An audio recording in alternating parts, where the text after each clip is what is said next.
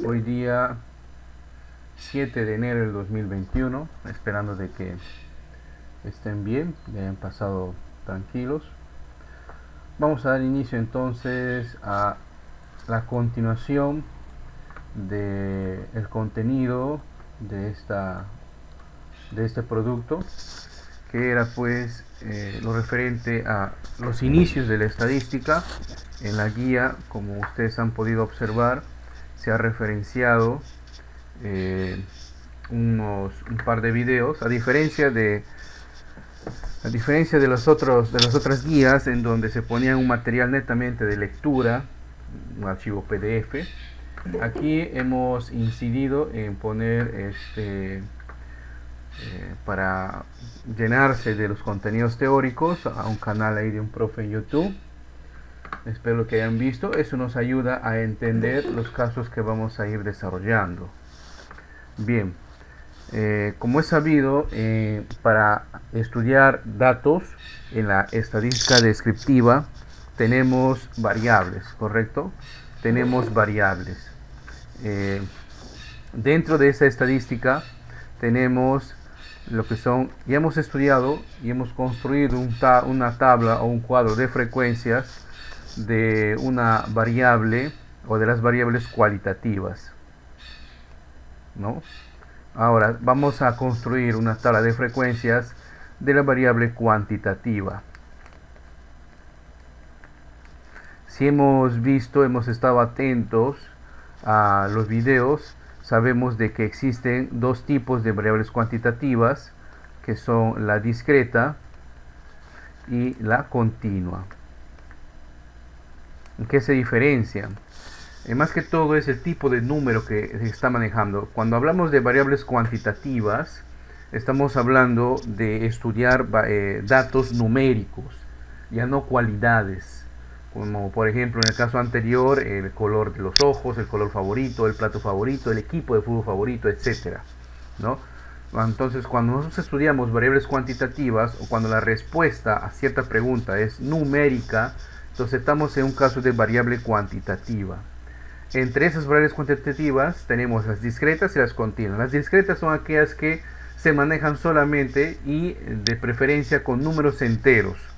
Por ejemplo, cuando consultamos la edad a un grupo de estudio, pues normalmente no nos responden, pues yo tengo, o un niño tiene 8 años, 10 meses, 21 días. No, normalmente nos dicen en años, ¿no?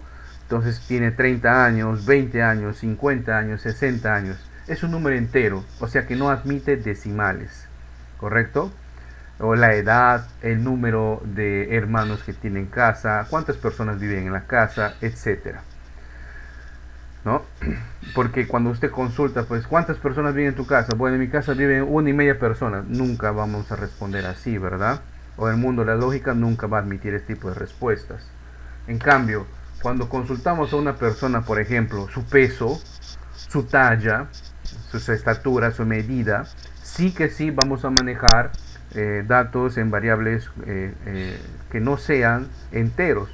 Por ejemplo, el peso de una persona es 80, y algo, ¿no? 80,50 y tantos kilogramos. La talla de un niño, un metro veintitantos, ¿no? Entonces, las variables cuantitativas, las discretas, son netamente las que admiten números enteros, y las continuas son aquellas que admiten cantidades con números decimales. Esa es la diferencia. ¿Ok? Muy bien. Vamos entonces con este repaso, ojo, esto no es algo nuevo, con este repaso a construir la tabla de frecuencia del caso número 2. En la clase anterior, la que tuvimos el año pasado, construimos pues la tabla de frecuencias de la tabla número 1, ¿verdad? De los datos número 1, en donde estábamos analizando pues los valores cualitativos. Vamos entonces en el caso número 2, voy a copiar la tablita para poder apuntarlo más allá. Ahí está. Y nos dice, elaborar una tabla de frecuencias a partir de las temperaturas máximas registradas en el mes de mayo en la ciudad de Iquitos. Bueno, faltaba especificar ahí en qué año, ¿no? En qué fecha. Muy bien. Entonces acá tenemos los datos. Voy a mover un poco por acá. Ahí está. Entonces estos valores representan a las medidas de temperatura que se han hecho en el mes de mayo, supongamos pues de un año determinado, ¿ya? Cuando uno va a hacer un estudio, siempre hay que determinar de cuándo es, ¿no? Dónde es, ¿no? Entonces, estos son datos tomados, ojo, es un ejemplo, ¿eh? Son datos tomados pues a cierta hora, en la temperatura en la ciudad de Iquitos en el mes de mayo de 2018, por ejemplo. Muy bien. Ahora, vamos a contar cuántos datos tenemos allí. Contemos, como es una tabla, podemos simplificar, ¿no? Acá tenemos 1, a ver, 1, 2, 3, 4, 5, 6. 1, 2, 3, 4, 5. Por lo tanto, entonces tenemos 5 por 6, 30. En total vamos a tener 30 datos. Y el total en estos datos se representa por la letra N, ¿verdad?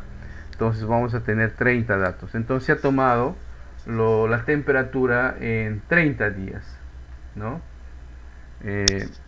30 días.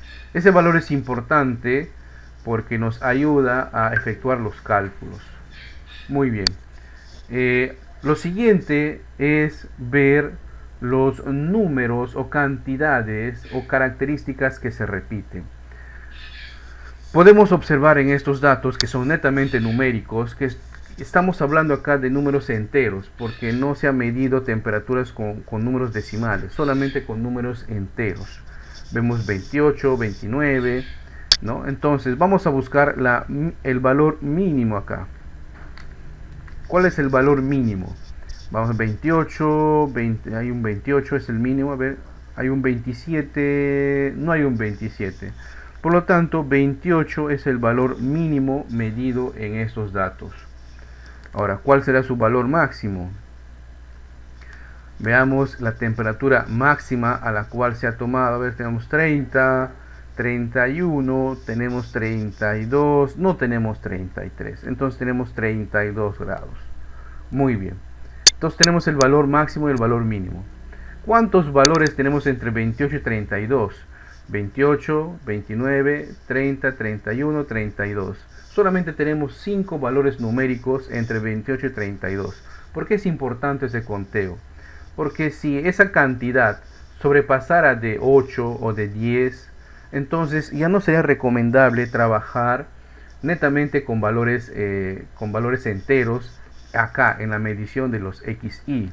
¿A qué te refieres, profe? O sea, voy a apuntar cuántos valores o cuántos días se han medido 28 grados, 29 grados, 30 grados, 31 grados y por último 32. Fíjense, acá tengo el valor mínimo y acá tengo el valor máximo. Entonces, ¿cuántas categorías o cuántas filas estoy formando? Estamos formando, si ustedes pueden contar ahí, 1, 2, 3, 4, 5 filas, lo cual está muy bien en una tabla. No podemos exagerar en el número de filas. Autores nos dicen de que el máximo de filas que yo debo tener en una tabla de frecuencias no debe ser mayor a 7 u 8. Profe, yo he visto de más, ¿no? Que hay 30, sí, pero ya no ayudan al análisis estadístico, o sea, al análisis de los datos. ¿Qué pasa si voy a tener más de 8 filas, 8, 9, 10, 11, 12? En ese caso ya se trabaja con intervalos, o como se dice, intervalos, lo cual no va a ser el ejemplo. En el ejemplo simplemente me permite trabajar con los valores, ¿no? Que se encuentran en los datos. Muy bien, una vez identificado los XY, debemos hacer el conteo. Y como hemos detallado en la clase anterior, es muy importante seguir un orden lógico en el conteo, ya que si cometemos cierto error, pues eso va a determinar que volvamos a hacer el mismo conteo y perdamos tiempo. Muy bien, ahora lo que debemos hacer es el conteo y hay que tener paciencia y cuidado acá. Ahora, efectivamente, si ustedes han averiguado y han sido más curiosos, habrán encontrado de que existe ya software, o sea, programas en computadora que hacen un conteo por nosotros. Pero por lo general en los trabajos de pregrado, en el trabajo de campo que se va a hacer, en las encuestas ustedes que van a hacer, por lo general siempre se va a trabajar con esto, con los datos en una tabla, con la tabulación en una tabla, y eso recién se va a pasar a un software, ¿no? Y para trabajar en el software pues, requiere su curva de aprendizaje es un poquito más elevada y requiere cierta especialización. Normalmente en pregrado trabajamos primero con estos tipos de datos, ¿no? Bien, vamos a hacer el conteo. Vamos a contar entonces cuántos han sido los días en donde hemos determinado 28 grados. Vamos, acá tenemos 1, 2, 3, 4, 5, 6, 7, 8. Muy bien. Entonces tenemos 8, ¿no? 8 datos que coinciden con la lectura de 28 grados. Ahora vamos con 9, con 29. Veamos. 1, 2, 3, 4, 5, 6. Muy bien, existen 6 con los valores de 29 grados. Ahora vamos con 30 grados. 1, 2, 3, 4, 5, 6, 7. 7 que equivalen a 30 grados. Vamos con 31. Con 31. 1, 2, 3, 4, 5. 5 que equivalen a la lectura de 31. Vamos con 32. No, profe, esta es la diferencia. Pues no, hay que hacer el conteo. ¿Ya? Es obligatorio hacer el conteo. 1, 2, 3 y 4. Muy bien, entonces determinamos de que 4 equivalen a 32, ¿no? Vamos a sumar. A ver, sumemos. 8 más 6 es 14. 14 más 7 es 21. 21 más 6 es 26. Pero más 5 es 26. Y 26 más 4 es 30. Esta suma tiene que coincidir con el valor inicial de n. Si coincide quiere decir que hemos hecho un correcto conteo de la tabla. Fíjense que me he detenido con paciencia a hacer un conteo valiéndome de figuras geométricas, valiéndome de lápiz de colores, ¿no? Ustedes al momento de trabajar sus tablas pues tienen que hacer ese método. No solamente basta con aspiarle, con poner una raya, todo, porque después si hemos fallado en el conteo pues hay que volver a hacer. Y usted dirá, profe, pero está fácil, a simple vista se puede contar. Claro, porque son pocos datos. Pero vamos a tener tablas donde vamos a tener, por ejemplo, 40, 50, 60 datos. Y ahí se requiere un poquito más de paciencia, ¿correcto? Muy bien. Recordemos que FI, ¿no? Si ustedes han estado atentos, a la tabla o a los videos, FI representa la frecuencia absoluta, o sea, cuántas veces en los datos se encuentra ese valor referencial. El FR es la frecuencia relativa. ¿Y cómo se calcula la frecuencia relativa? Si recordamos, es la frecuencia absoluta dividido entre el total. Esa es la fórmula que hemos mostrado la clase última. Muy bien, vamos a utilizar nuestro amigo la calculadora para poder, ¿no?, determinar esa frecuencia relativa. Entonces voy a tener acá 8 entre 30. Vamos, 8 entre 30. Ahí tenemos 0,2666666 y se repite, ¿no? Entonces, ¿cómo es recomendable trabajar acá? Aplicamos un redondeo. 0,27. ¿Correcto? 0,27. Muy bien. Vamos al siguiente dato. 6 entre el total, entre 30. 6 entre 30. 0,2. Acá no hay nada que redondear. Directamente 0,2. Muy bien. Vamos al siguiente dato. 7 entre 30. 0,23. Acá no hay nada que redondear, simplemente 0,23. Muy bien. Vamos con el siguiente. Por favor, ese audio, Grace. Grace, por favor, tu audio. 5 entre 30. 0,17. Vamos al siguiente. 4 entre 30. 0,13. Y aquí la suma de todo tiene que dar necesariamente 1.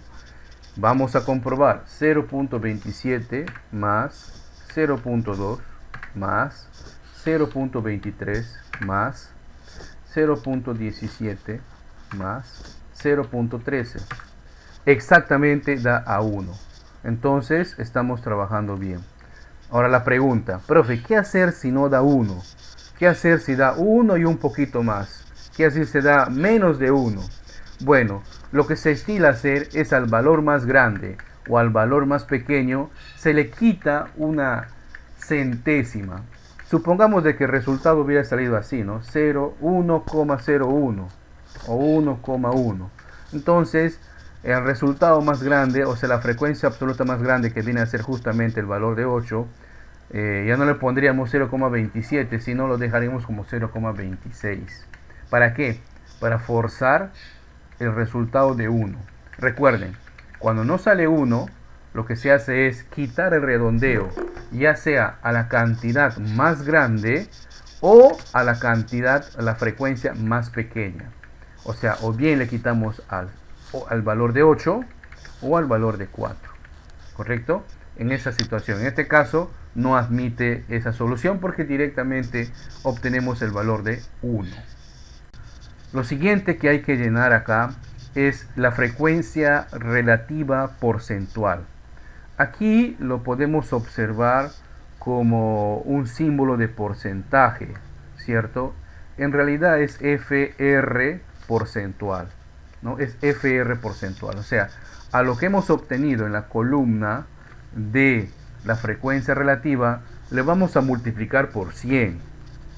Muy bien, entonces 0,27% es 27, 0,2% es 20, 0,23% es 23, 0,17% es 17 y 0,13% es 13. La suma de todo esto tiene que dar 100 y efectivamente, si ustedes comprueban, equivale a 100, ¿correcto? Es otra prueba más de que estamos trabajando de la manera correcta. Muy bien. Y aquí, en los valores cuantitativos, en las variables cuantitativas, aparece otra columna, que es la F mayúscula. La F mayúscula se le conoce como la frecuencia acumulada. Para no complicarles, vamos a trabajar solamente con una de ellas. Existen dos, ¿ya? La frecuencia acumulada, como su nombre dice, es la suma de las frecuencias absolutas. O sea, este F, ¿no? Este FI es la suma de los FI más FI más 1. Profe, ¿cómo es eso? Acá me estás mareando. Tranquilos, fíjense. Fíjense acá, miren. Voy a concentrarme en esta columna. El primer valor acá es 8 y se copia ese valor, 8. Y luego se va sumando con el siguiente valor de la frecuencia absoluta. 8 más 6. ¿Cuánto es 8 más 6? 14, ¿verdad? Y eso coloco acá. 14 y el siguiente valor sería 7. ¿Cuánto es 14 más 7? 21. 21. El siguiente valor, 21 más 5. 26. 26. Y por último, 26 30. más 4 será ¿cuánto? 30. 30. Este último valor tiene que coincidir con n y efectivamente coincide. 30. ¿Correcto? 30. Entonces, hasta ahí hemos completado una tabla de frecuencias, ¿no? Una tabla de distribución de frecuencias, es el nombre correcto, tabla de distribución de frecuencias, de unos datos. ¿Qué tipo de datos? Son variables cuantitativas. Pero entre los dos tipos de variables cuantitativas, aquí hemos trabajado con las variables, una variable cuantitativa discreta. ¿Por qué es discreta? Porque solamente estamos trabajando con números enteros, que no admiten valores decimales, ¿no? Que no admiten valores decimales. Muy bien. Muy bien, les decía entonces que por lo general siempre se estila poner el número de filas, ¿no? Fila 1, fila 2, fila 3, fila 4. Caray, no te muevas. Fila 4, fila 5, ¿no? En la tarea o actividad que les mandé a hacer, el número 4, van a tener como 10 filas o 12 filas o algo así. No se preocupen, es normal. ¿Ya? Eso me va a ayudar para poder explicar lo siguiente. Bien, entonces, ¿cómo se hace la interpretación? Es la misma que nosotros hacíamos en las tablas de variables cualitativas. Por ejemplo, podemos analizar, y voy a tomar la fila 1.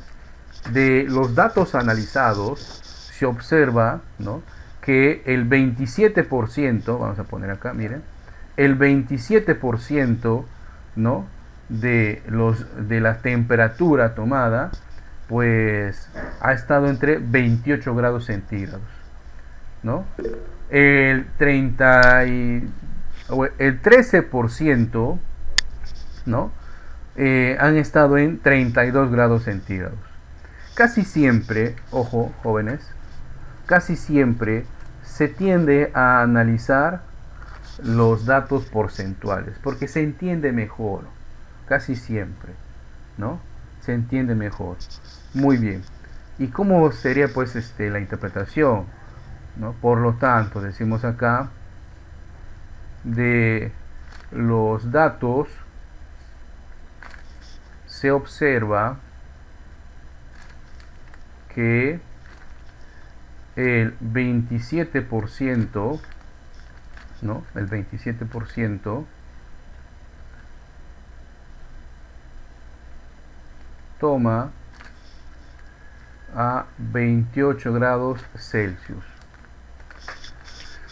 O sea, de los 30 días que se ha trabajado midiendo la temperatura, el mayor de todos, como pueden observar, es 27%. El 27% de los días, pues la temperatura a la cual se ha llegado, pues es a 28 grados, ¿no? ¿Cuál es la menor de todas? Es 13. Y así podríamos ir apuntando cada una de las filas correspondientes, ¿no? De los datos observados, ¿no?, el 27% de las mediciones, vamos a poner acá, de las mediciones, el 27% de las mediciones, porque esto se ha medido, la temperatura se mide con un instrumento, el 27% de las mediciones corresponde a 28 grados Celsius, ¿correcto? 28 grados Celsius. Ahora, este es un ejemplo hipotético, pues, ¿no? Si se tratara de un estudio real, habría que hacer pues la certificación de los instrumentos con los cuales se están haciendo las mediciones de temperatura.